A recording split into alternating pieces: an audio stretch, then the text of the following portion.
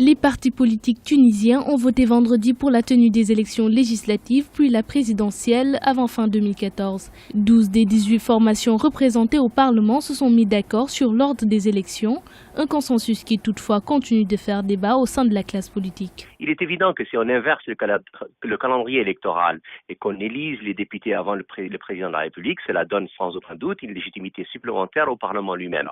L'idée est de savoir est-ce que cela va apaiser ou pas. Oui, si on arrive à un accord plutôt consensuel, ce qui semble être le cas, la contradiction entre les deux grands partis ténors de la vie politique tunisienne, on peut penser qu'évidemment cela risquerait de créer des frictions à l'avenir, même si le consensus actuel est évident et il est visible. Cette décision du Parlement devrait permettre de fixer les dates définitives de ces scrutins, même si pour la plupart des opposants, c'est l'inverse qui aurait dû s'imposer. Le parti donc de Bajira et de Sebsini d'Atouns, qui lui naturellement n'a pas de députés, en tout cas n'existait pas au moment de d'élection législative de l'Assemblée constituante, et donc ils sont plutôt intéressés par une élection présidentielle d'abord parce que ça va leur donner une légitimité forte, et ça donnerait une légitimité forte à Bajira et de Sebsini si jamais ils sortaient élu de ce suffrage-là. L'Assemblée nationale constituante doit à présent voter la loi fixant les dates des scrutins.